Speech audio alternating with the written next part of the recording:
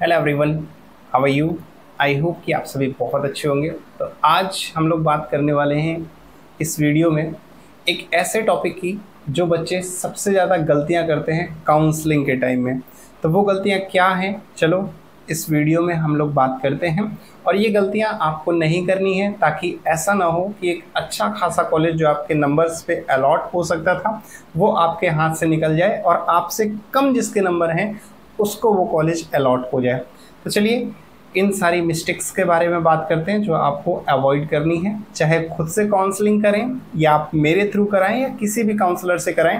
तो ये चीज़ें जो आपको याद रखनी चाहिए क्योंकि काउंसलर आपके साथ शेयर नहीं करेंगे। तो चलिए वीडियो को स्टार्ट करते हैं और बात करते हैं आज के टॉपिक की। सबसे पहले ये टॉपिक उन लोगों के लिए है जिनके 550 से ऊपर नंबर हैं या फिर जिनके 500 के आसपास नंबर हैं, जिनके कट ऑफ से ऊपर नंबर हैं, कुछ ऐसे नंबर्स जो बॉर्डर पर हैं। बॉर्डर पर इन द सेंस कि कट ऑफ के बॉर्डर पर हैं, क्वालिफाइड हैं जस्ट और उन्हें ये कॉलेज मिलेगा नहीं मिलेगा, या फिर इतने मार्क्स हैं कि उन्हें गवर्नमेंट बीएएमएस मिलेगा या नहीं। और माइंड में जब इतनी सारी टेंशन्स चल रही होती हैं, कॉलेज मिलेगा नहीं मिलेगा, या फिर काउंसलर से काउंसलिंग करवा लेते हैं तो वो हमें ये कॉलेज दिला देगा। तो ये सब चीज़ों के बीच में बहुत सारे बच्चे ऐसे होते हैं कि अच्छे खासे मार्क्स होने के बावजूद अच्छा खासा कॉलेज उनका रह जाता है जस्ट बिकॉज कि वो कुछ और सोच के बैठे होते हैं, लेकिन वैसा नहीं हो पाता। तो सबसे पहले मैं एक चीज़ आपसे कहूँगा कि देखिए, आप अभी नीट दे करके आए हैं, आपने कभी काउंसलिंग नहीं कराई है, हो सकता है ये फर्स्ट टाइम हो या लास्ट टाइम, कुछ ऐसे भी होंगे जिन्होंने कराई थी लेकिन कॉलेज नहीं लिया। तो जो लोगों के लिए नया है वो तो एक दो ही होंगे, लेकिन मोस्टली 99.99% जो स्टूडेंट हैं उनके लिए फर्स्ट टाइम होगा काउंसलिंग। नीट भले ही पहले दे चुके होंगे लेकिन काउंसलिंग पहली बार करा रहे होंगे। अब उनके साथ क्या होता है कि वो ये सोचते हैं कि या तो हम काउंसलिंग खुद से कर लें, और या फिर उन्हें मालूम नहीं होता कि एक्चुअल में कट ऑफ कितनी होगी। हालांकि मालूम किसी को भी नहीं होता, हालांकि मालूम काउंसलर्स को भी नहीं होता, काउंसलर भी अप्रॉक्सीमेट बताते हैं। हो सकता है 2 4 5 नंबर ऊपर नीचे, काउंसलर का भी कोई एग्जैक्ट नहीं होता कि जितना बोल दिया उतना ही होगा। लेकिन फिर भी मैं एक चीज़ आप लोगों को वार्निंग के तौर पे कह लो या एक एक्सपीरियंस कह लो कि मैं आपको एक सजेशन देना चाहूँगा कि बॉर्डर पर, चाहे वो एमबीबीएस गवर्नमेंट के लिए बॉर्डर पर हो, यानी कि 640 645 से ऊपर नंबर हैं, 650 के आसपास नंबर हैं, 655 नंबर हैं, उन्हें थोड़ा सा कन्फ्यूज़न होगा कि गवर्नमेंट हमें मिलेगा एमबीबीएस की नहीं मिलेगा। उन लोगों के लिए ये सजेशन है। या फिर वो बच्चे जिनके 550 नंबर से ऊपर हैं और वो ये सोच रहे हैं कि हमें कोई ना कोई गवर्नमेंट बीएमएस तो मिल जाएगा, हालांकि 600 के आसपास कट ऑफ है तो ही मिल पाएगा, लेकिन फिर भी अगर वो आस लगाए बैठे हैं तो ये वीडियो उन लोगों के लिए है। और ये वीडियो उन लोगों के लिए है जिनके नंबर 400, 450, 500 नंबर हैं, तो ये उनके लिए भी एक सजेशन है। ठीक है, तो आज की वीडियो में हम लोग बेसिकली जो बात करने वाले हैं वो ये बात करने वाले हैं कि जो लोग बॉर्डर पे होते हैं वो कौन कौन सी मिस्टेक्स करते हैं।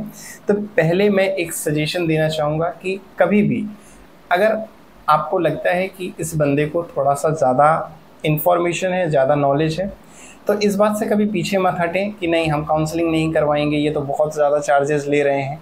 देखिए, अगर कोई बंदा किसी फील्ड में एक्सपीरियंस्ड है या उसके पास नॉलेज है तो आप वो नॉलेज खुद गैदर करेंगे, उसके लिए टाइम लगेगा, है ना, आपका एनर्जी भी लॉस होगा। उससे बेहतर है कि आप उसकी फ़ीस दे दीजिए और वो चीज़ उससे हासिल कर लीजिए, क्योंकि बेवजह समय लगाने से, बेवजह वक्त लगाने से कोई मतलब नहीं है। ठीक है, तो अगर आपको लगता है कि आप काउंसलिंग करवा सकते हैं, वो आपको सही गाइड कर सकते हैं, तो बेझिझक आप किसी से भी काउंसलिंग कराइए, मुझसे कराइए या किसी से कराइए। और दूसरी चीज़, खुद से करेंगे तो कहीं ना कहीं ये मिस्टेक आप ज़रूर कर देंगे।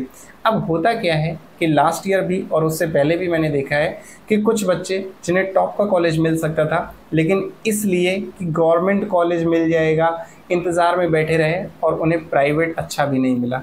और जहां आज वो बैठे हुए हैं, अगर उनके 550 नंबर हैं या 450 नंबर हैं और उन्हें जो कॉलेज मिला है, उनके साथ साथ 150 नंबर वाला, 200 नंबर वाला भी बैठा हुआ है, तो ये चीज़ उन्हें कहीं ना कहीं बुरी लगती है। आज बच्चे बताते हैं कि सर हमने तो उस काउंसलर से काउंसलिंग करा लिया, उसने तो बोला था कि ये इस कट ऑफ पे मिलेगा, 300 नंबर से ऊपर वालों को मिलेगा, 400 नंबर से ऊपर वालों को मिलेगा, यहाँ तो सर 150 नंबर वाला भी मेरे साथ बैठा हुआ है। तो ये कोई भी चीज़ें आपको काउंसलर शेयर नहीं करेंगे, वो हमेशा बताएंगे कि ये प्राइवेट कॉलेज है ना, इसकी कट ऑफ इतनी होगी, ये इतने मार्क्स पे मिलेगा, लेकिन इन रियलिटी किसी भी प्राइवेट कॉलेज की कोई कट ऑफ नहीं होती। क्वालिफाइड मार्क्स हैं आपके, वहाँ से स्टार्ट होगा।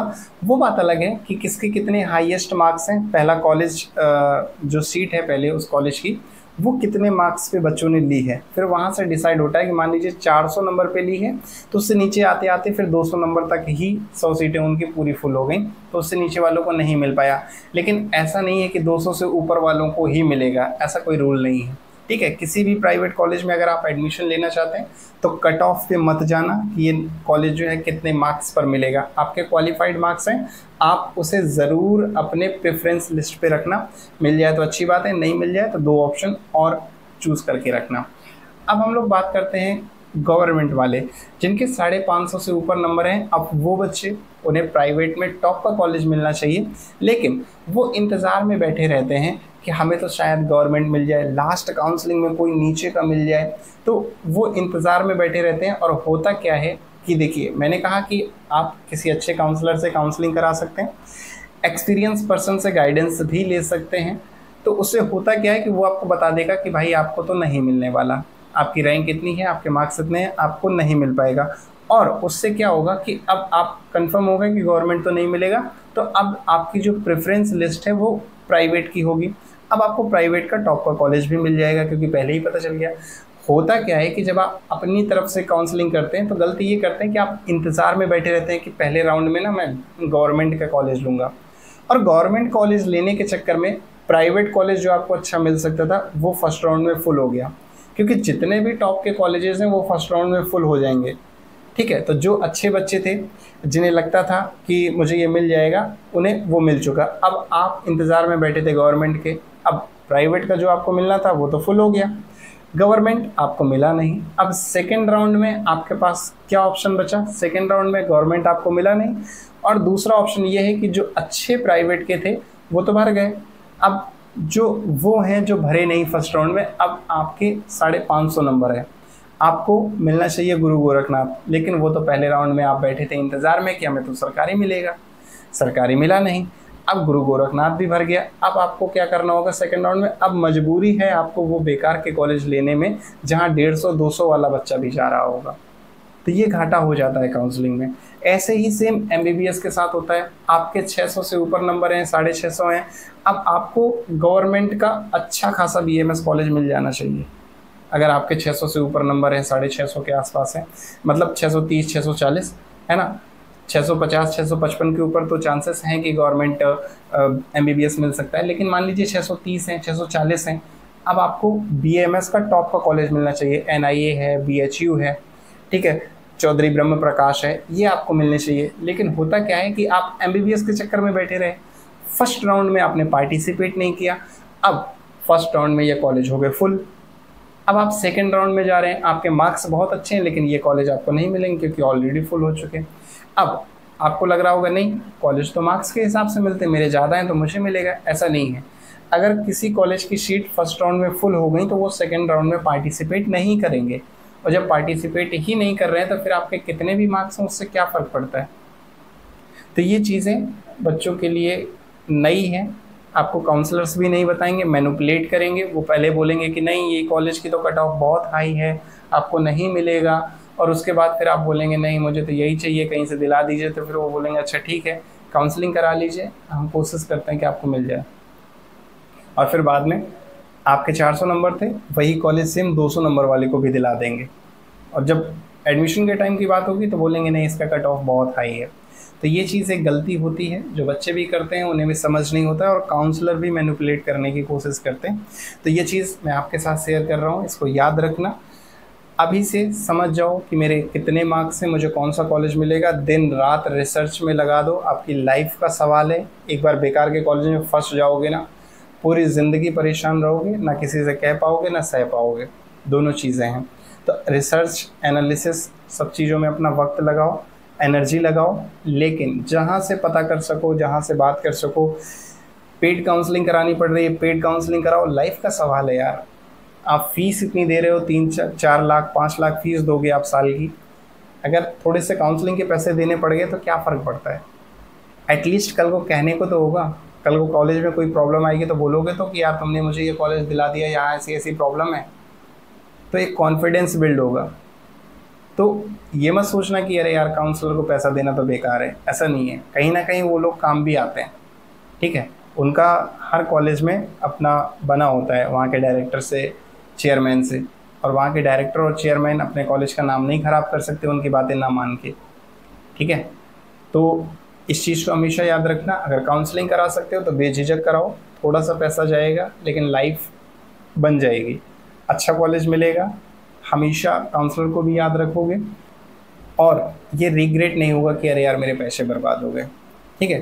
तो ये इन्फॉर्मेशन थी जो मुझे लगा आपके साथ शेयर करनी चाहिए, क्योंकि बच्चे जो हैं काफ़ी सारे कंफ्यूज हो जाते हैं, जो बॉर्डर पे जिनके नंबर होते हैं तो उन्हें समझ में नहीं आता।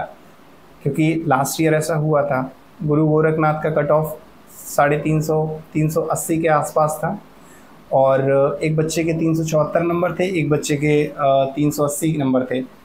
आपके हिसाब से 380 वाले को मिलना चाहिए, लेकिन हुआ ये था कि 380 वाले को नहीं मिले थे, 374 वाले को मिल गए थे। 374 मार्क्स थे, उस बच्चे को अलॉट हो गया था, जस्ट बिकॉज कि वो कुछ और सोच रहा था कि यार मुझे तो कोई और मिल जाएगा, मैं उससे अच्छा ले लूँगा। बाद में सेकेंड राउंड में जब उसने कोशिश करी तो वो सीट ऑलमोस्ट फुल हो चुकी थी, और उसके बाद उसे वो कॉलेज भी अलॉट नहीं हुआ। तो ऐसे बहुत सारे केसेस हैं, मैं तो सिर्फ एक एग्जांपल प्राइवेट का बता रहा हूँ, गवर्नमेंट में भी ऐसे बहुत सारे केसेस हैं कि कुछ बच्चों को लग रहा था कि हमें ये गवर्नमेंट का टॉप मिल जाएगा, लेकिन फिर नहीं मिला, और जो उन्हें लेना चाहिए वो भी उनके हाथ से निकल गया। तो ये इन्फॉर्मेशन है जो आई थिंक कि आपके काम आ सकती है, इसलिए मुझे लगा कि शेयर करनी चाहिए तो मैंने कर दिया। इसके अलावा अगर आपके कोई डाउट रह जाते हैं या कोई भी आपको सजेशन चाहिए तो आप नीचे दिए गए नंबर पे कांटेक्ट कर सकते हैं, पेड काउंसलिंग भी करवा सकते हैं, और एनालिसिस करना है या सजेशंस लेना है तो उसके लिए आप पेड कन्वर्सेशन भी ले सकते हैं। इंस्टाग्राम की लिंक दे रखी है, वहाँ से मुझे फॉलो करेंगे, मेरा कॉन्टैक्ट मिल जाएगा, पेड कन्वर्सेशन के बारे में भी आपको पता चल जाएगा। तो आज का वीडियो यहीं तक रखते हैं। Till then take care, tata bye bye, have a nice day and best of luck for your future. Thank you.